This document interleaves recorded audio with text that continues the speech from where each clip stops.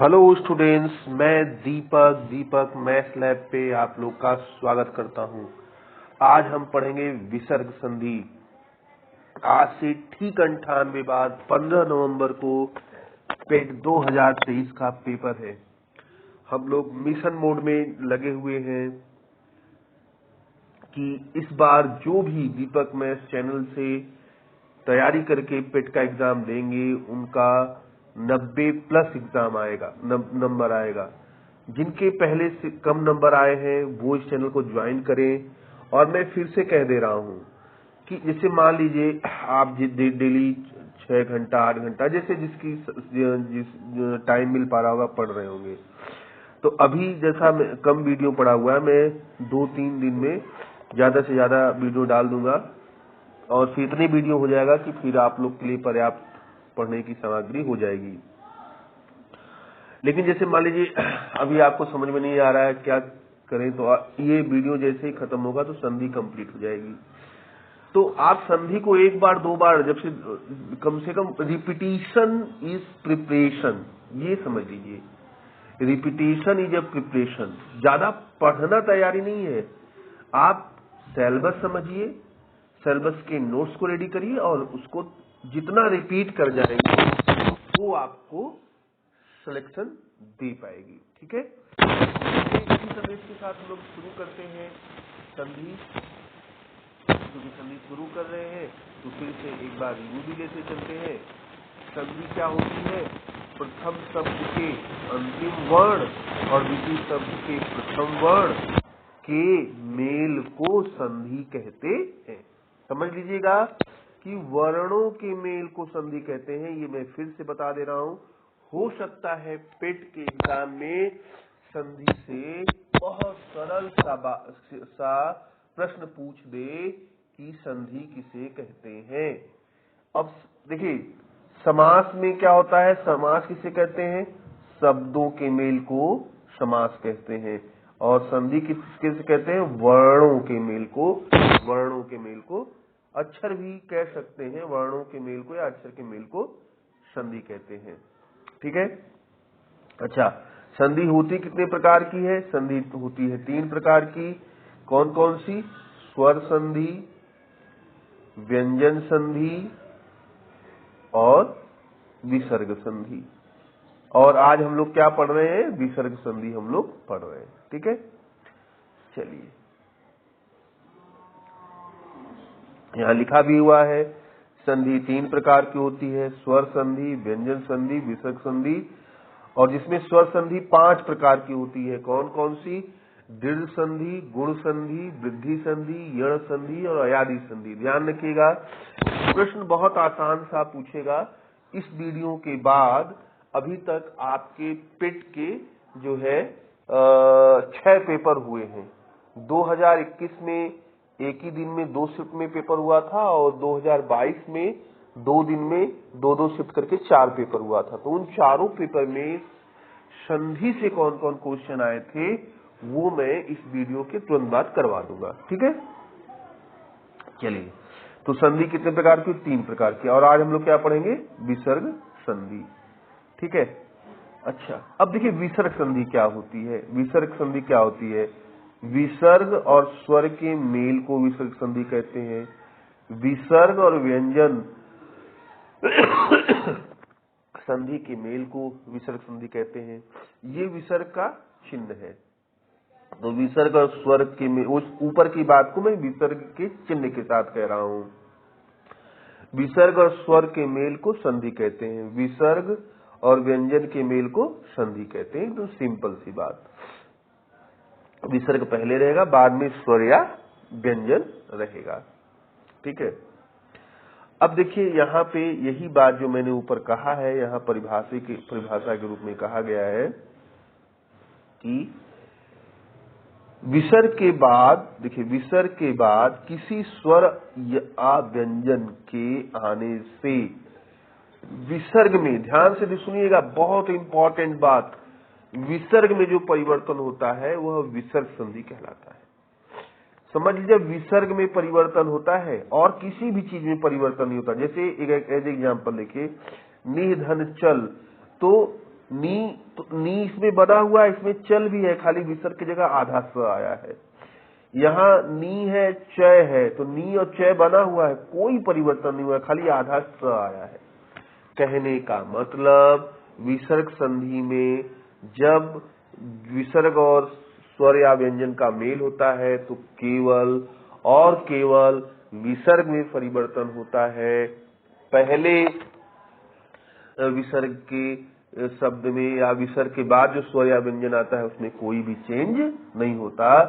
तो ये ध्यान रखिएगा कि विसर्ग संधि में केवल और केवल विसर्ग में परिवर्तन होता है। विसर्ग में परिवर्तन होता है, यह जानकारी अगर दिमाग में बैठ जाती है तो आप कितने आसानी से विसर्ग के क्वेश्चन को कर पाएंगे, आगे देख पाएंगे। ठीक है, तो ये चीज हुआ आपका।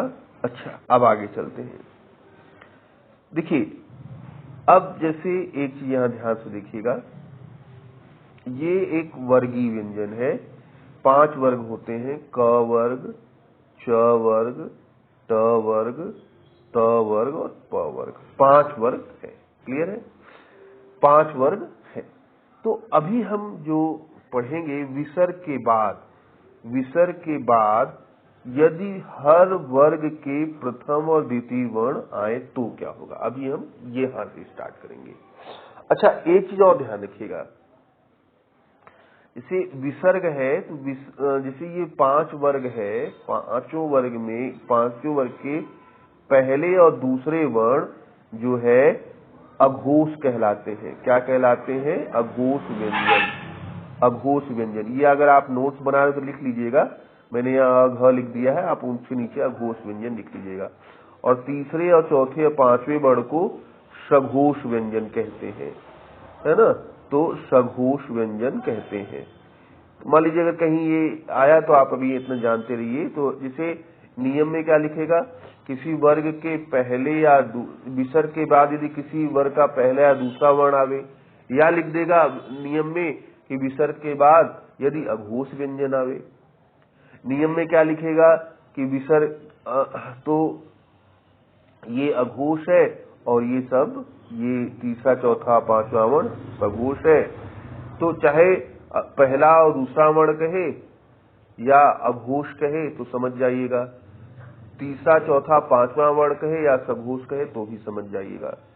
तो अब देखिए, जो पहला हम लोग नियम पढ़ने जा रहे हैं, इसमें लिखा है यदि विसर्ग के बाद च छ, ट ठ, च छ, ट ठ और त थ हो, यानी विसर्ग के बाद क्या कह रहा है, क्या क्या हो, विसर्ग के बाद ये च छ, ट ठ और त थ हो। च छ, एक सेकंड, यदि विसर्ग के बाद च छ, ट ठ और त थ हो, तो जो च छ है वो आधा स, यानी बड़े स में आधा स। यानी एक चीज जान लीजिएगा, विसर्ग में अगर कोई शब्द आता है, अगर देखिए मात्रा आएगी तो मात्रा तो पूरा आएगा, लेकिन अगर कोई शब्द आएगा तो आधा बनता है। या संधि में, पूरी संधि में कोई भी शब्द जब परिवर्तन होकर कोई नया शब्द आता है तो आधा शब्द आता है। ये हमेशा ध्यान रखिएगा पूरी की पूरी संधि में। अब ट ठ परिवर्तन होकर क्या बनेगा, षटकोण वाला स, वो भी आधा। और त थ परिवर्तन होकर क्या बनेगा, स, वो भी कौन सा, आधा। तो यही पहले नियम में हम पढ़ेंगे, यदि विसर्ग के बाद च छ आवे तो विसर्ग का परिवर्तन केवल स में होगा। ध्यान रखिएगा, विसर्ग का केवल परिवर्तन स में होगा। यदि विसर्ग के बाद ट ठ आवे तो विसर्ग का परिवर्तन स में हो जाएगा। यदि विसर्ग के बाद त थ आवे तो विसर्ग का परिवर्तन स में होगा। अब इसको हम एग्जाम्पल से देखते हैं। ये देखिए,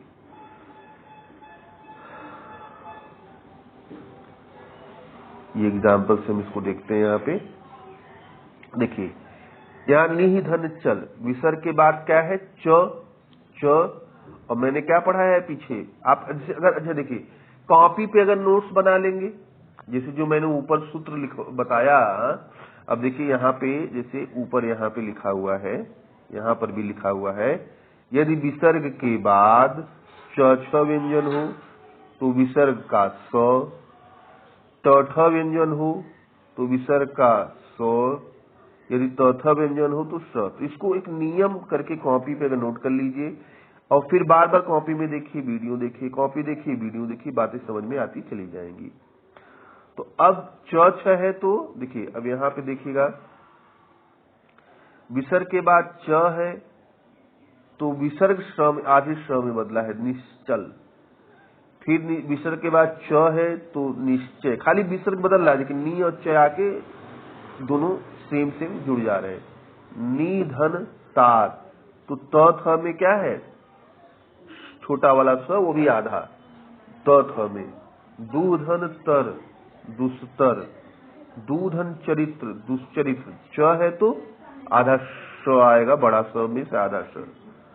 दूधन चक्र, दुष्चक्र, मनः धन ताप, मनस्ताप, समझ रहे ना, मनः धन ताप क्या हो जाएगा, मनस्ताप।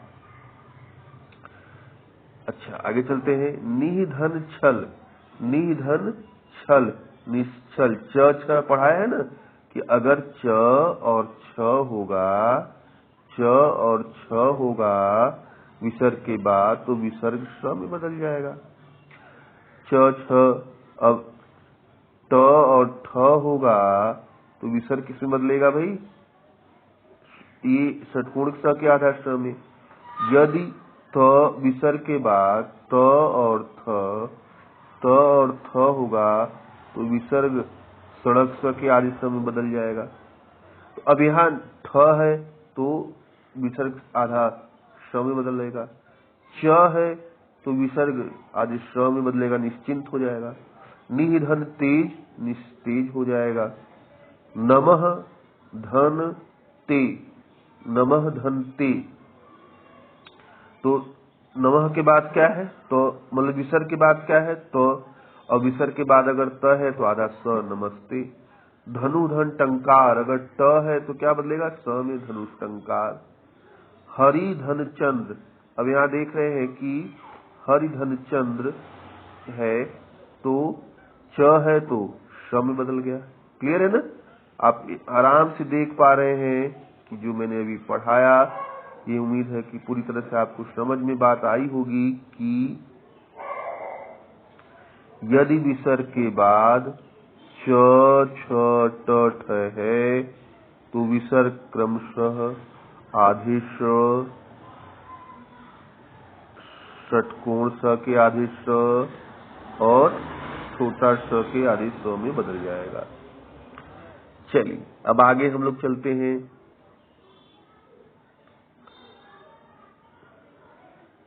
अब वहां तो विसर्ग में परिवर्तन है, विसर्ग में परिवर्तन है। अच्छा अब ये एक चीज और देखिएगा, जैसे यहाँ पे आपने ये पढ़ा, यहाँ पे देखिए मैंने जैसा चीजों को क्लियर कराने और बढ़िया से कोशिश की है कि अभी आपने क्या पढ़ा, आपने अभी ये चीज पढ़ा कि विसर्ग, ये तीन चीज, ये तीन चीज पढ़ी, ये इतना, ये अभी आप पढ़ के खाली हो गए कि यदि विसर्ग के बाद छ है तो विसर्ग स में बदलेगा, यदि विसर्ग के बाद ट ठ है तो विसर्ग षटकोण स में बदलेगा, आधा स, ध्यान रखिएगा, विसर्ग त थ है तो स में बदलेगा। लेकिन क ख और प फ की बात नहीं हो पाई थी। किसकी बात नहीं हो पाई थी, क ख और प फ की। तो मैंने यहाँ क ख और प फ की बात की है। किसकी बात की है, क ख अगर विसर्ग के बाद क ख हो प फ हो, मतलब अभी हम पढ़ क्या रहे हैं, यदि विसर्ग के बाद किसी वर्ग, 5 वर्ग होता है, कौन सा, क छ ट त प, क छ ट त प। मैं फिर से वहां पे आपको वर्ग क्लियर करा दूं ताकि आप किसी भी, अगर पहली बार आ रहे हैं, ऐसे शुरू से देखिएगा, पहली बार आ रहे हैं तो इससे कोई आपके साथ सहानुभूति नहीं है, लेकिन अब क्या है कि भाई ये हर बार नहीं दोहराया जा सकता। देखिए ये जैसे ये क वर्ग है, ये च वर्ग है, ये ट वर्ग है, ये त वर्ग है, पर, यानी इस वर्ग का पहला जो शब्द अक्षर है उसी के नाम से पूरा वर्ग का नाम लिया जाता है। तो कितने वर्ग हैं, क च ट त प।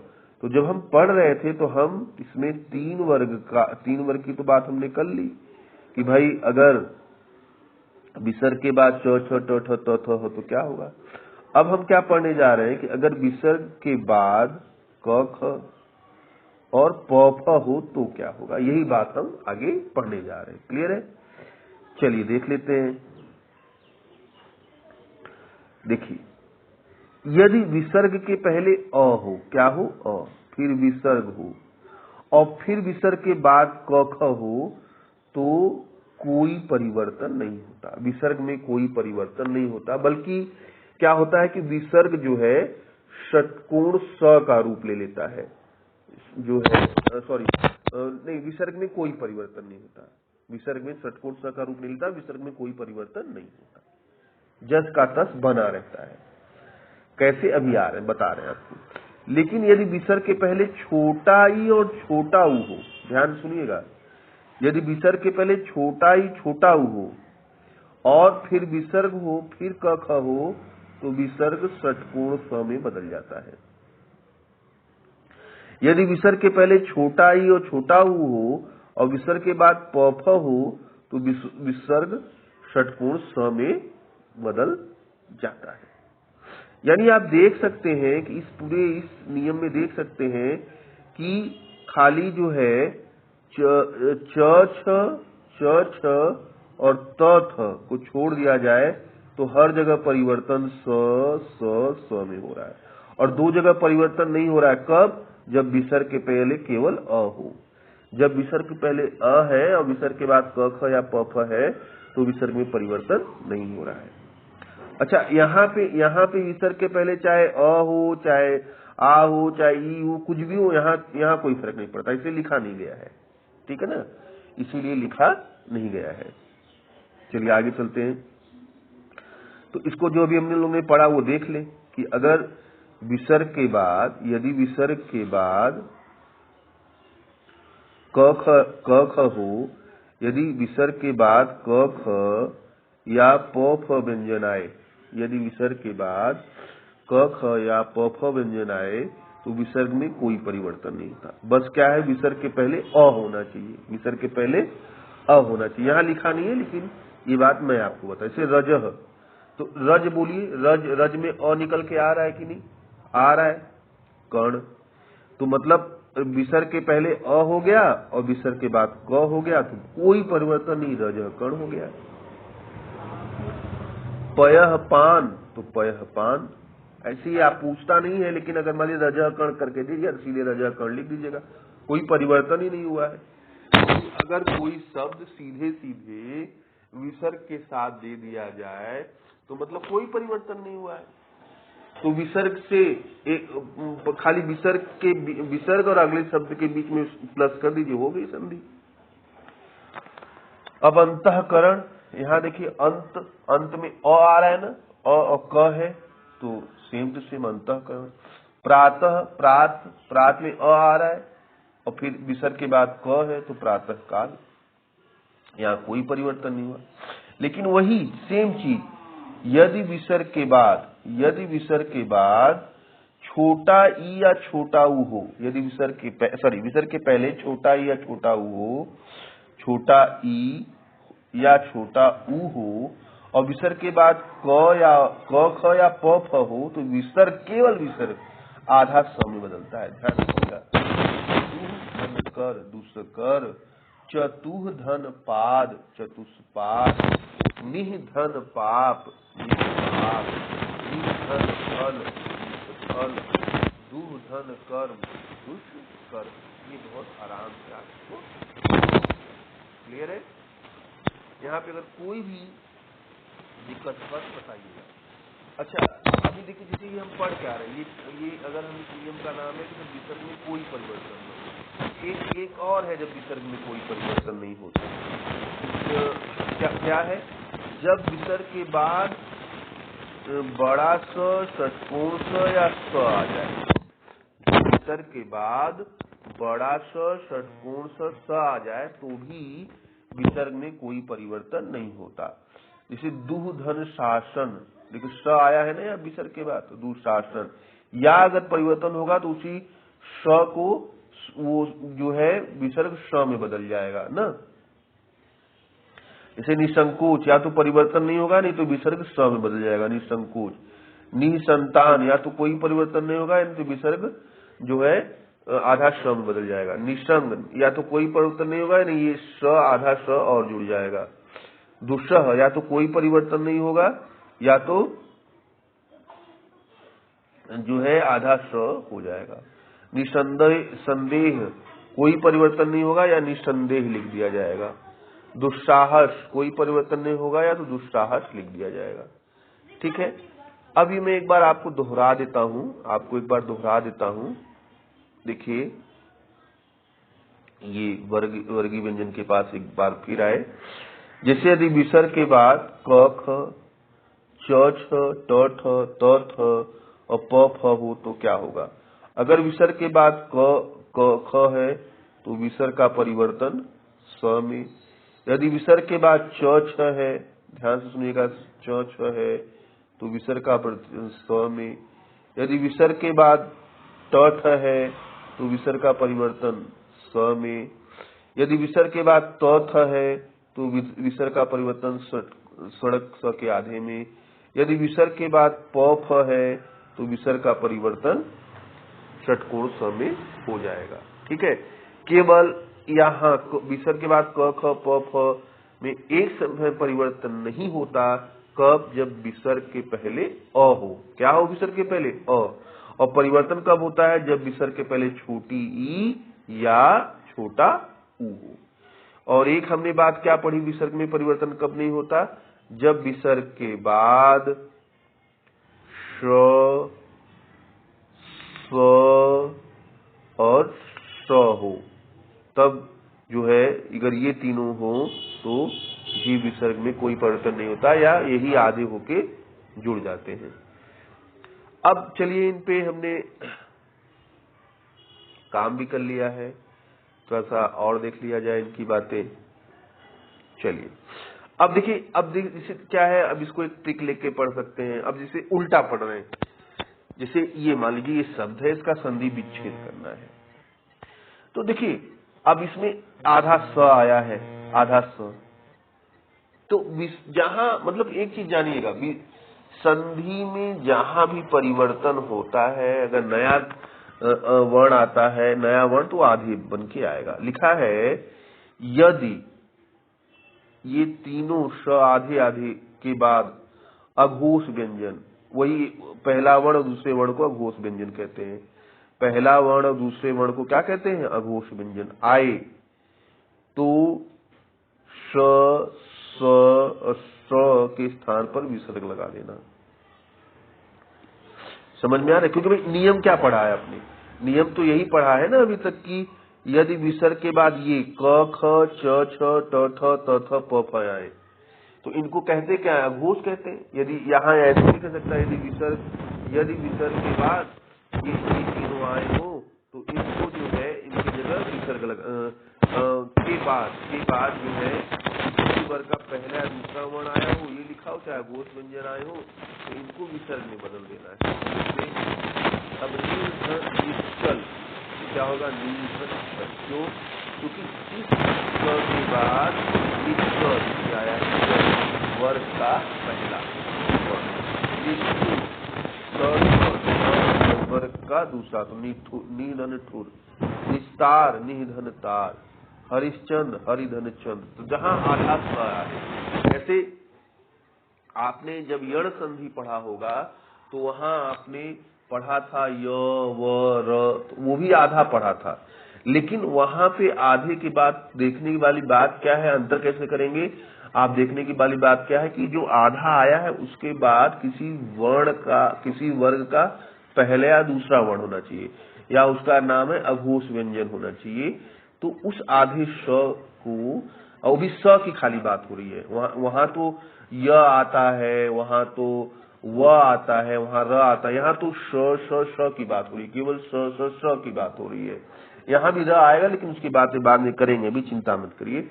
तो श की बात हो रही है, तो आप वहां निश्चिंत होकर विसर्ग लगा दीजिएगा और बाकी दोनों को अलग अलग करके लिख दीजिएगा। ठीक है।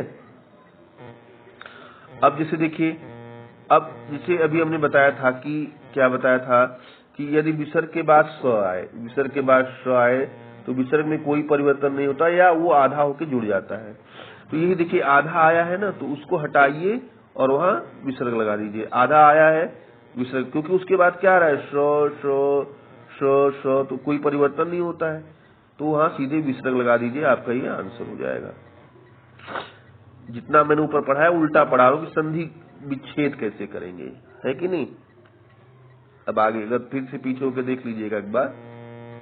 अब आगे चलते हैं। अब क्या कह रहा है कि यदि विसर्ग के पहले अ और आ से भिन्न कोई स्वर हो, यदि विसर्ग के पहले अ और आ से भिन्न कोई भी स्वर हो और विसर्ग के बाद क्या हो, स्वर हो, या किसी भी वर्ण का तीसरा चौथा और किसी भी वर्ग का तीसरा चौथा और पांचवा वर्ण हो। अच्छा ये भी ध्यान रखिएगा, तीसरे चौथे और पांचवें वर्ण को सघोष व्यंजन भी बोलते हैं।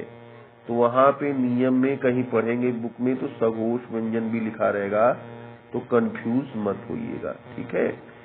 तो विसर्ग के बाद स्वर हो या विसर्ग और उसके बाद सघोष व्यंजन या किसी वर्ण का तीसरा चौथा पांचवा वर्ण हो या अंतस्थ व्यंजन हो। अंतस्थ व्यंजन कौन कौन से होते हैं, य र ल व। किसी बुक में किताब में य र ल व लिखा होगा तो समझिए वही मैंने अंतस्थ व्यंजन कहा है, वही। या ह हो तो विसर्ग र में परिवर्तित हो जाता है। विसर्ग किसमें परिवर्तित होता है, र में। ध्यान से सुनिएगा, विसर्ग संधि में परिवर्तन केवल विसर्ग में होता है, या तो नहीं होता है विसर्ग में परिवर्तन, या होता है तो केवल विसर्ग में परिवर्तन होता है। ध्यान से देख लीजिएगा, मैं फिर से रिपीट कर दे रहा हूं। यदि विसर्ग से पहले अ से कोई भिन्न स्वर हो या विसर्ग के बाद स्वर हो या किसी वर्ण का तीसरा चौथा किसी वर्ग का तीसरा चौथा पांचवा वर्ण हो, अंतस्थ व्यंजन यानी य र ल व हो या ह हो, तो ये विसर्ग का परिवर्तन र में हो जाएगा, ये ध्यान रखिएगा। अब चलिए इसको एग्जाम्पल से हम लोग समझ लेते हैं। जो मैंने ऊपर कहा है वही बात यहाँ कही गई है। यदि विसर्ग से पहले अ या आ से भिन्न कोई स्वर आए और विसर्ग के बाद स्वर या किसी वर्ग का तीसरा चौथा और पांचवा वर्ण या य र ल व, वही अंतस्थ व्यंजन, या ह में से कोई वर्ण हो, तो विसर्ग का परिवर्तन किसमें होता है, र में। अब ये बात जो हमने सीखी है उसको एग्जाम्पल से हम लोग पढ़ेंगे भी, है ना।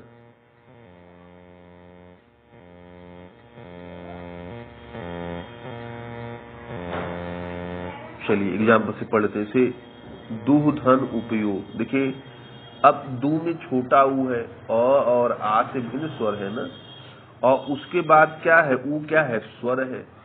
तो ये खाली जो विसर्ग है वो र में चेंज होगा, जो विसर्ग है वो र में चेंज होगा। तो विसर्ग र हुआ और उसमें र, अब यहाँ क्या है, छोटा ऊ, तो छोटा हुआ के इसमें जुड़ जाएगा। छोटा ऊ को खाली ऐसे लटका भर देते हैं। अब ये देखिएगा ऐसे मत कर दिएगा, ये बड़ा ऊ होता है ऐसे जो गोल से बना करते हैं, तो वही जो है क्या हो गया, दुरुपयोग हो गया।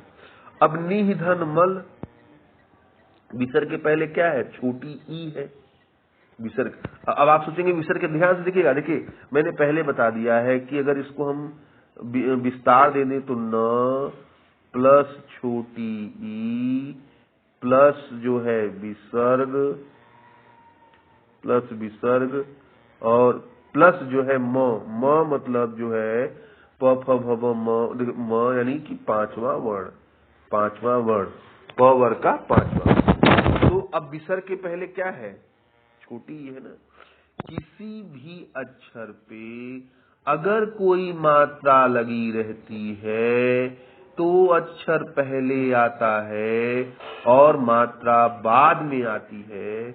इसीलिए एकदम क्लियर कट लिखा रहता है कि यदि विसर्ग के पहले अ और आ से कोई भिन्न स्वर हो, क्लियर, हर चीज जानते रहिए, ताकि अभी आप लोग का वीडियो का एग्जाम होने वाला है 2023 वाला, अगर आप ये वीडियो देख रहे हैं तो आप एकदम चीजें क्लियर करके पढ़ाई कर सकें। तो विसर्ग के पहले अगर आपका अ और आ से कोई भिन्न स्वर हो और विसर्ग के बाद क्या है, प वर्ग का 5वां वर्ण है, तो विसर्ग र में चेंज होगा। विसर्ग किसमें चेंज होगा, र में। और भी र आधा आएगा, विसर्ग र, देखिए आप वहां नियम देख लीजिएगा फिर से पीछे के वीडियो, विसर्ग आधा आएगा, इस तरह से आएगा, ठीक है। तो आधा र जो है हमेशा ध्यान सुनिएगा, आधा र मात्रा ये माथा की, इसको माथा बोलते हैं हम लोग, माथा भर दिया, माथा के ऊपर लगता है। अगर माथा के नीचे कोई भी र है तो वो पूरा र होता है। ध्यान से ये बात बहुत समझ लीजिएगा, कहाँ आपको ये काम आएगा वो धीरे धीरे हम लोग देखेंगे, ठीक है। अब वो आधा र आया तो म पे लग गया निर्मल, विसर्ग के बाद वाले अक्षर पे वो आधा र लगेगा। नी धन उपमा है तो निरूपमा हो जाएगा, क्योंकि विसर्ग के पहले छोटी है। अब थोड़ा इसको हम तेजी से पढ़ेंगे तो आप लोग उसको देख लीजिएगा, हर एक शब्द को वीडियो रोक को अपने से पढ़िएगा। अब एक दो पढ़ा दिया जाए तो ये थोड़ी ना है आप एकदम बबुआ बन के पढ़ रहे हैं। निविघ्न तो निर्विघ्न हो जाएगा। निधन भय निर्भय हो जाएगा, प फ ब भ चौथा वर्ण है। दूधन आचार, अब ये स्वर है, नियम भी देखे, दूधन दुराचार हो जाएगा। र आया और र पे आ का मात्रा लग गया, दुराचार हो गया। भाई देखिए र आया, र तो आधा आया, अब आ का मात्रा लगा, तो मिल की रा हो गया, रा हो गया, समझे, इसलिए पूरा हो गया। निधन जन निर्जन हो गया, है ना। अब निधन आशा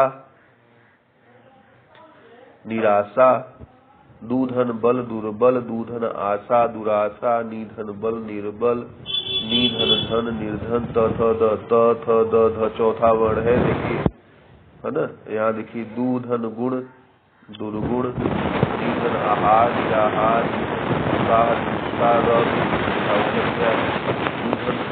नभ दुर्नभ, निधन गुण निर्गुण, निधन याद निर्यात। अब निधन आमिष निरामिष हो गया, निधन अर्थक निरर्थक हो गया, वही धन मुक्त बहिर्मुक्त हो गया, पुनः धन जन। देखिए ये नहीं होगा, ये यहाँ से गलत तरीके से आ गया है, पुनः धन जन, पुनः धन, ये अपवाद है, लेकिन इस नियम में ये नहीं आ रहा क्योंकि न यहाँ पे विसर्ग के पहले अ है, तो इसको आप इसके अंतर्गत मत पढ़िएगा, या किसी किताब में ऐसे पढ़ते हैं तो सुधार करके पढ़िएगा। ये अपवाद है, इसका अपवाद है कि र आ जा रहा है, लेकिन ऐसा कुछ नहीं है, ठीक है। ये एक अपवाद है, 2-3 अपवाद और आगे है, तो ये भी एक अपवाद है। दुवासना तो दुर्वासना हो जाएगा, दुर्जन तो दूधन जन दुर्जन हो जाएगा। आप फिर से यहाँ देख लीजिए, छोटा अ और आ से भिन्न स्वर यानी छोटा ऊ है, और ये उसके बाद ज है, च छ ज, तीसरा वर्ग का तीसरा और चौथा पांचवा वर्ण होना चाहिए, ध्यान रखिएगा। तो विसर्ग र हो जाएगा, तो र ऊपर आधा र होगा तो ज के ऊपर जाके लग जाएगा। चलिए आगे चलते हैं। अब इसी को जो हमने अभी आगे पढ़ा है उसका उल्टा करके पढ़ लेते हैं कि यहाँ दिखेगा र के बाद सघोष व्यंजन, वही तीसरा चौथा पांचवा वर्ण, या यर ल व, यर ल व का मतलब अंतस्थ व्यंजन, और ह, यहाँ ह नहीं लिखा है, ह आए तो र को हटाकर विसर्ग कर लेना। क्या है, र को, ये जो रेड कलर का लिखा है, अब इन सब की बारी, इन्हीं को बोलते हैं जो है सघोष। अब नी धन गुण है, क ख ग, तो खाली र हटाइए और वहां विसर्ग लगा दीजिए, र हटाइए विसर्ग लगा दीजिए। दुर्बोध है, बोध, दुह धन बोध। अब इसे अगर थोड़ा दिक्कत हो तो ध्यान से रखिएगा, दुह धन बोध जो है कि एक संगत वर्ण होना चाहिए। दुर्विचार, और र उसी पे लगता है, र किस पे लगता है, बाद वाले जो बाद में शब्द आए होते हैं, दुर्विचार दूधन विचार। तो जहां भी र आवे वहीं पे आप विसर्ग लगा दो, ये आपका ट्रिक है, जो भी कह लीजिए, लेकिन उसी को उल्टा करके हम लोगों ने पढ़ा है। चलिए आगे चलते हैं। अब देखिए नया नियम है, अ हो, अ प्लस विसर्ग, यहाँ पे थोड़ा सा नियम में यहाँ विसर्ग है, यहाँ अ प्लस विसर्ग ना, और फिर प्लस, है ना, ध्यान रखिएगा। थोड़ा यहाँ से हल्का सा गलत लिखा गया है, तो अ प्लस विसर्ग प्लस अ आवे या किसी वर्ग का तीसरा चौथा पांचवा वर्ण आवे, अंतस्थ व्यंजन आवे, ह आवे, तो जो है विसर्ग का ओ हो जाता है। तो मतलब पिछला ही नियम है, पिछले में विसर्ग के पहले अ और आ को छोड़कर कोई भी स्वर आने की बात थी, लेकिन यहाँ क्या है, यहाँ विसर्ग के पहले जब अ आवे और बाकी विसर्ग के बाद सारा वही रहे जो पीछे था, तो विसर्ग का ओ हो जाएगा। बस इतना ध्यान रखिएगा, है ना।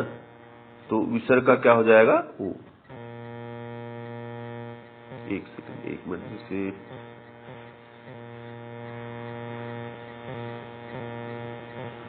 चलिए आगे चलते हैं, एग्जाम्पल देख लेते हैं। देखिए यहाँ पे वही लिखा हुआ है, यदि विसर्ग के पहले अ स्वर और विसर्ग के बाद अ आवे, कोई सघोष व्यंजन यानी तीसरा वर्ग का तीसरा चौथा पांचवा वर्ण आवे, य र ल व यानी अंतस्थ व्यंजन आवे, तो एक सेकेंड,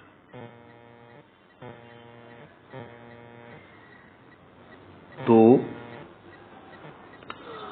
अ और विसर्ग के बदले ओ हो जाता है, और भी हट जाता है। एक मिनट यार, तो अ भी हट जाता है और अ के बदले क्या होता है, ओ, है ना।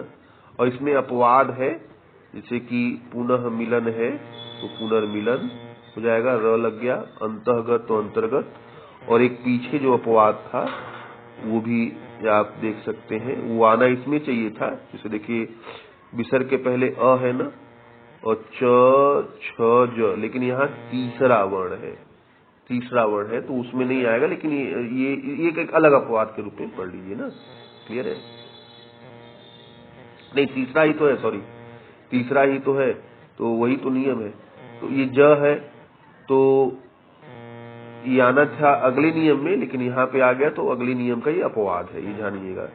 तो तीन अपवाद आप ये ध्यान रखिएगा, कभी कभी पूछ देता है, एक पुनर्मिलन, एक अंतर्गत और एक पुनर्जन्म, है ना। पुनः में पुनः जहां भी आएगा तो वहां र हो जाएगा, ये ध्यान रखिएगा। अब देखिए इसको पढ़ लेते हैं हम लोग।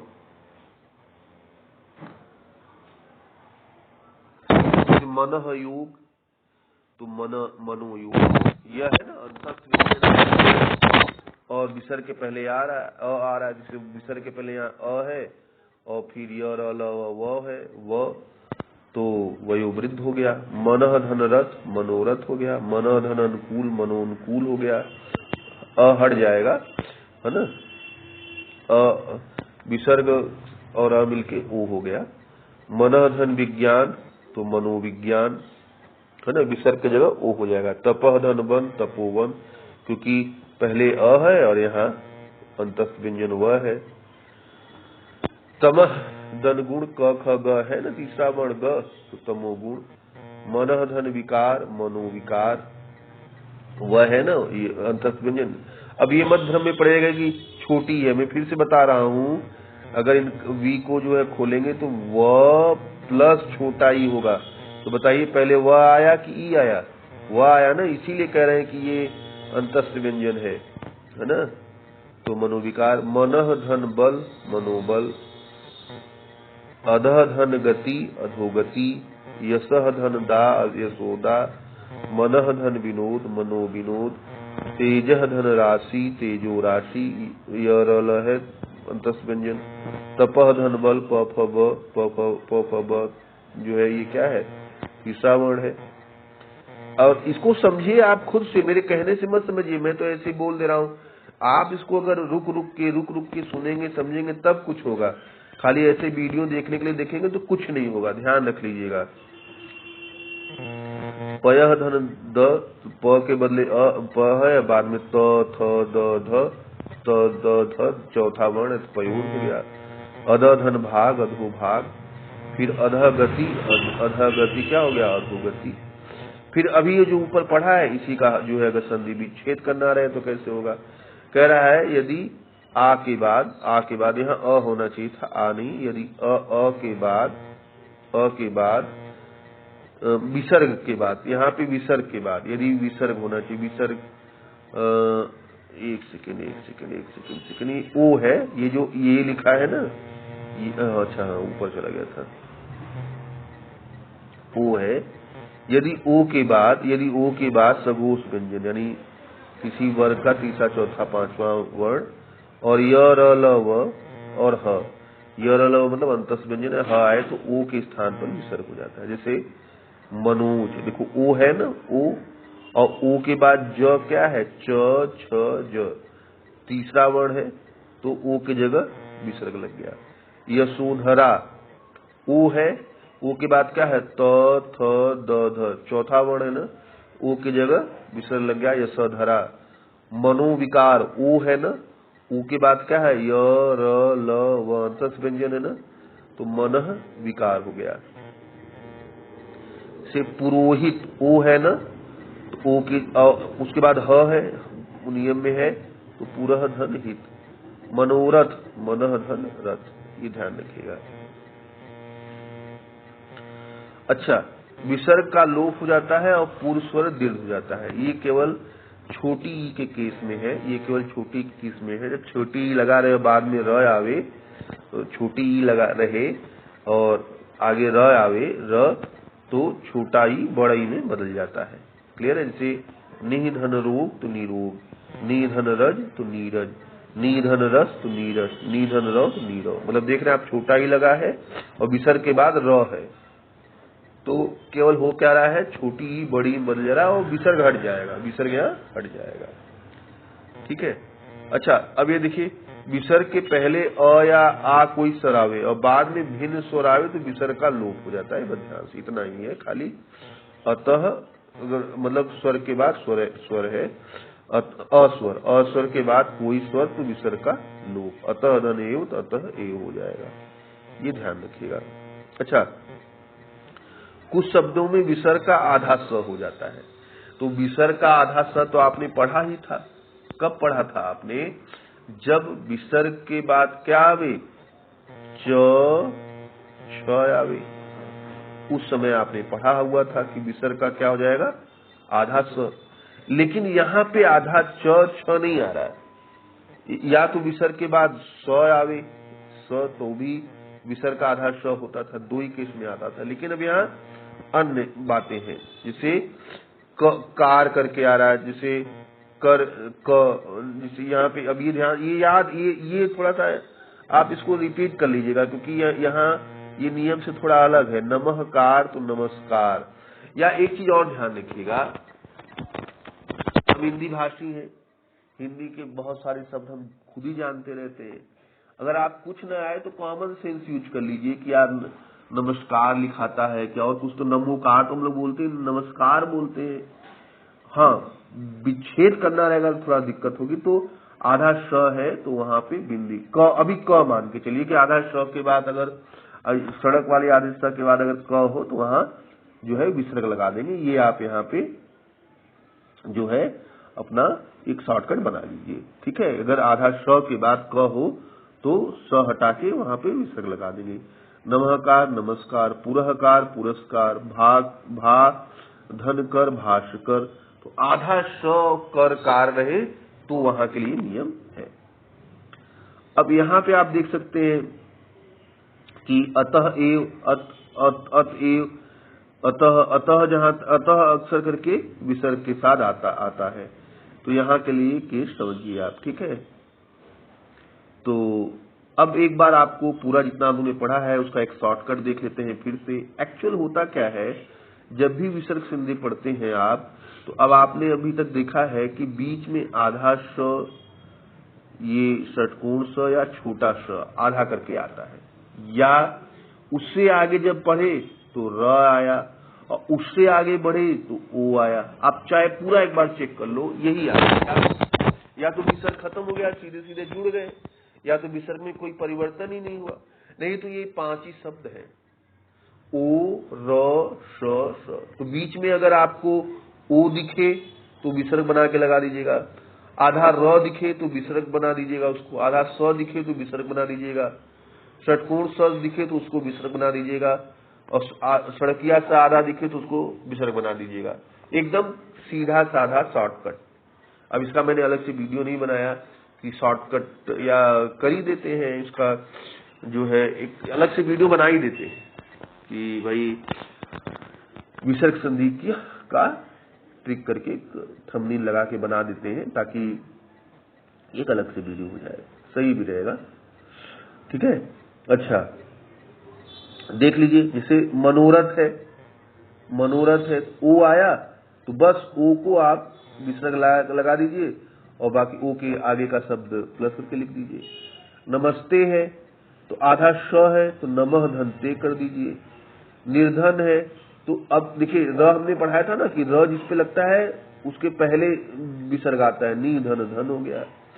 हाँ, एक जगह जैसे है, अब मान लीजिए कभी कभी कहेंगे सर चंद्रोदय है तो क्या चंद्र धन उदय कर दे, तपोबल है तो क्या तप धन बल कर दे।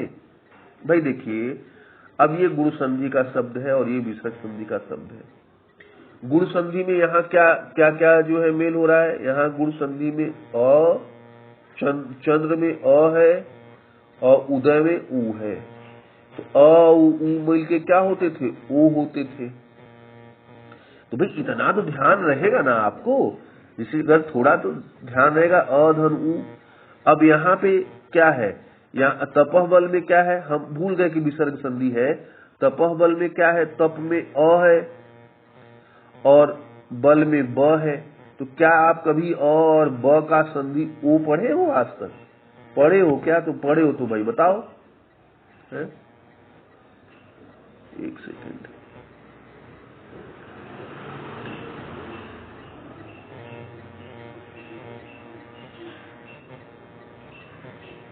एक सेकेंड नहीं,